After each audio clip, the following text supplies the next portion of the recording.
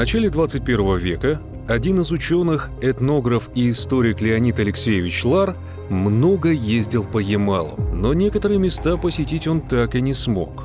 Например, так называемое «место предков», расположенное в 3-4 километрах от села Сияха Ямальского района. В это время на этом древнем священном месте проводились ритуалы. Ученый долго пытался уговорить местных проводить его, но все отказались. Тогда он попытался дойти туда самостоятельно. День был солнечный. Когда подошел ближе, священное место начал окутывать густой туман.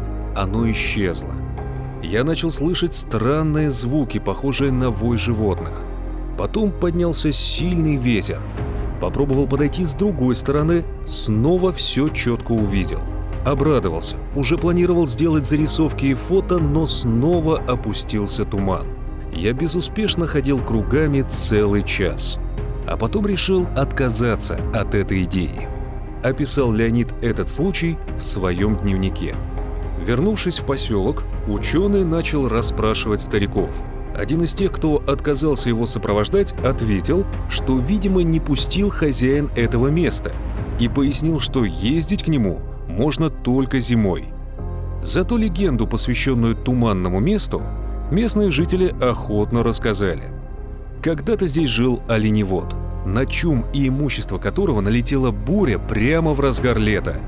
Погода успокоилась только после того, как ненец провел обряд жертвоприношения. С тех пор эта территория считается его личным священным местом, куда нет доступа чужакам.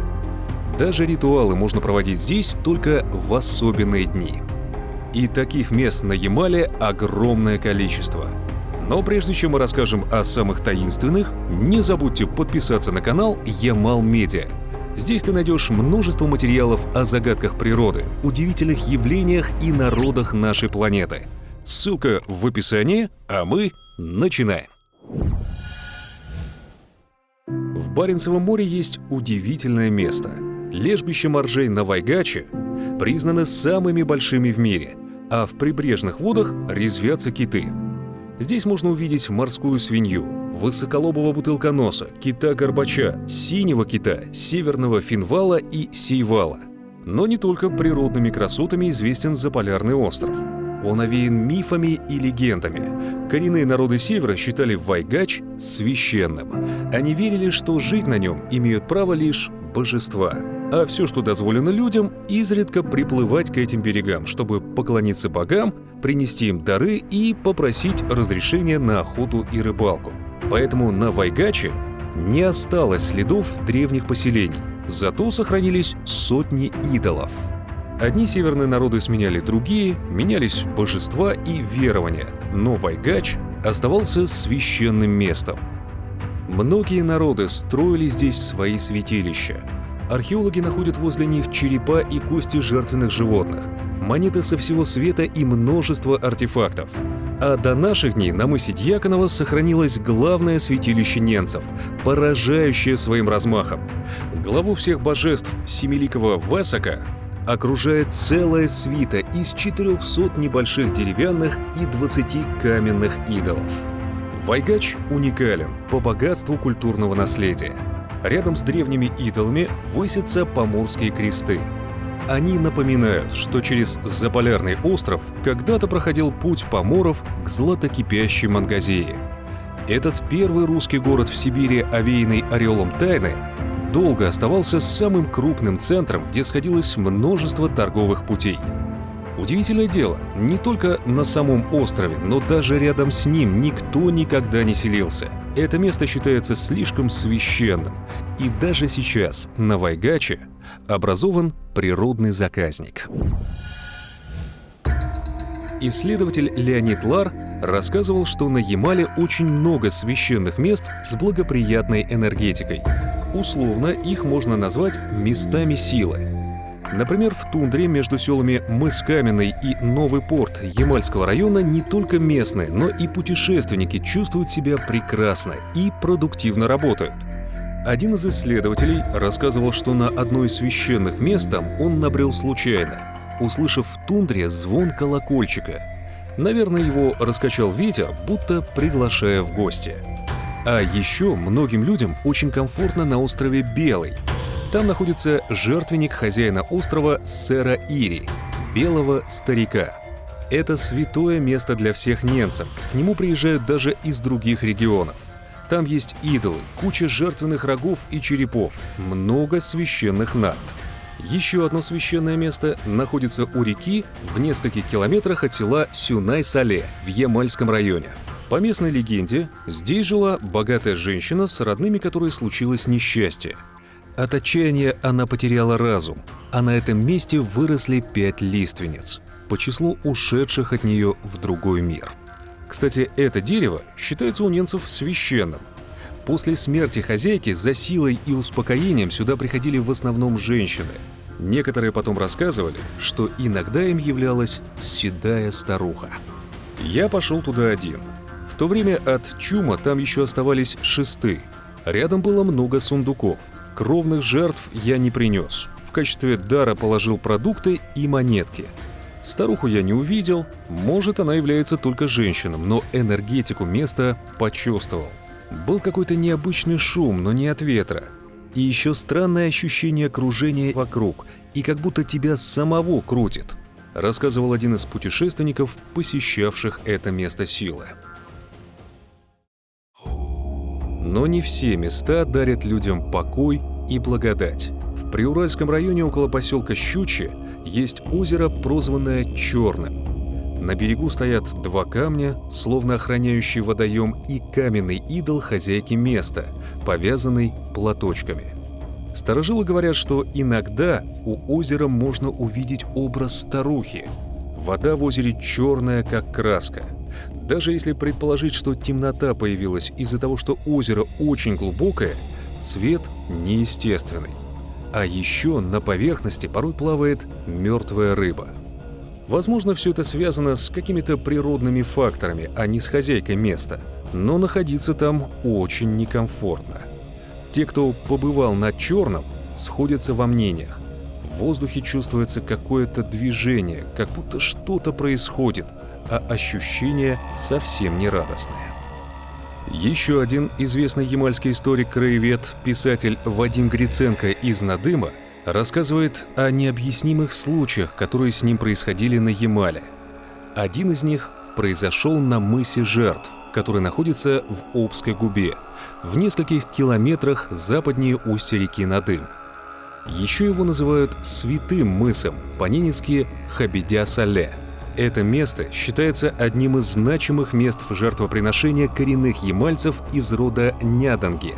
По поверью, на мысу деревья растут корнями вверх. Аномальность этого места известна многим рыбакам. Даже при тихой погоде в радиусе около километра на поверхности воды гуляет мертвая зыбь.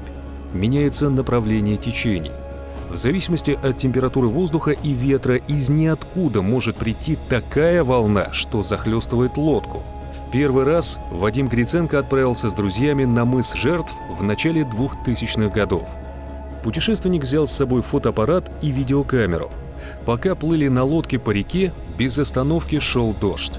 Люди промокли, а вот аппаратура, упакованная в 2 слоя полиэтилена, не пострадала. Но запечатлеть это место не удалось. Когда историк достал видеокамеру и нажал на запись, техника работать отказалась. Включить ее так и не удалось. Мигавшая лампочка говорила о неисправности. Вадим Гриценко рассчитывал сделать хотя бы снимки, но затвор фотоаппарата тоже не срабатывал. Отказ сразу 2 единиц надежной и ранее исправной техники был довольно странным. Через сутки фотоаппарат заработал сам собой, а камеру пришлось сдать в ремонт. Второй случай еще более странный. Краевед плыл на лодке с другом и его женой по протоке Инзета. Где-то в 100 километрах от Надыма, недалеко от мыса Жертв, на берегу Гриценко увидел добротную, очень приметную в этой безлюдной местности избу и трижды щелкнул фотоаппаратом. Он работал. В этом сомнений у опытного фотографа не было. Через несколько дней друзья, возвращаясь обратно, искали место для ночлега. Вадим Гриценко предложил остановиться в той самой избе на берегу.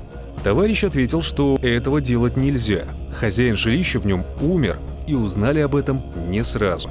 Мистика в том, что на проявленной фотопленке были все кадры до и после того, как историк снимал избу, но ее самой не оказалось. При этом брака на пленке не было. Есть еще более таинственные места.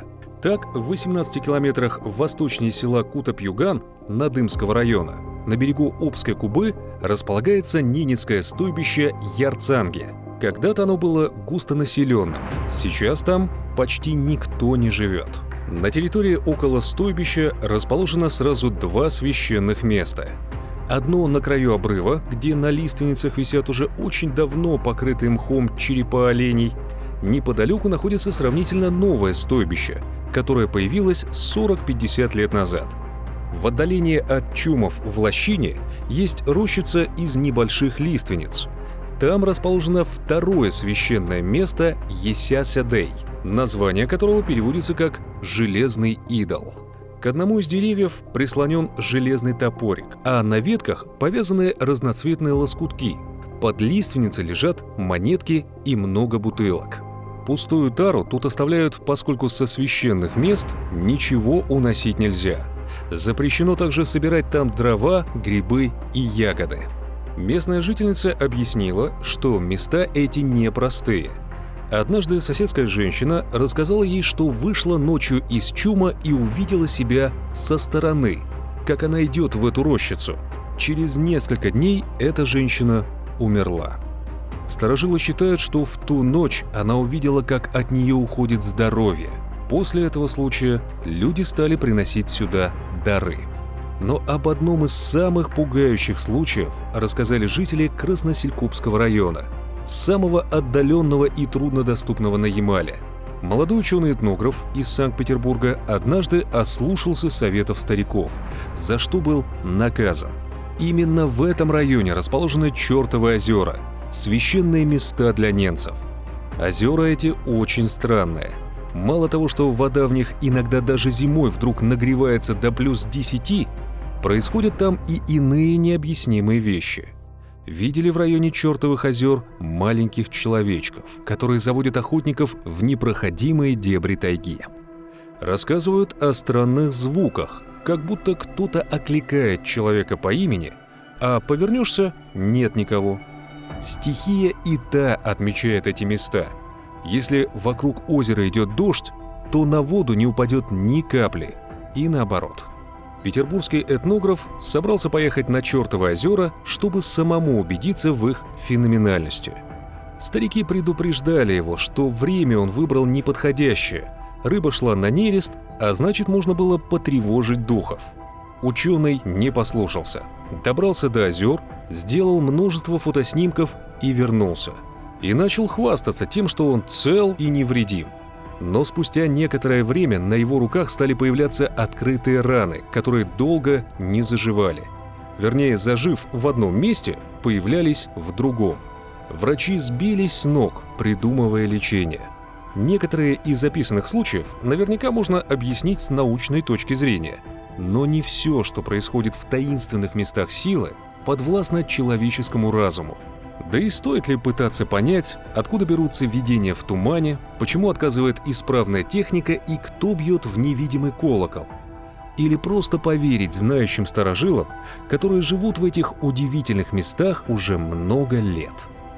А в каких самых необычных мистических местах бывали вы? Поделитесь своими историями о них в комментариях. Не забудьте про лайк и подписку. А еще расскажите о том, видео на какие темы вам было бы интересно посмотреть. А с вами был канал Ямал Медиа. До новых встреч!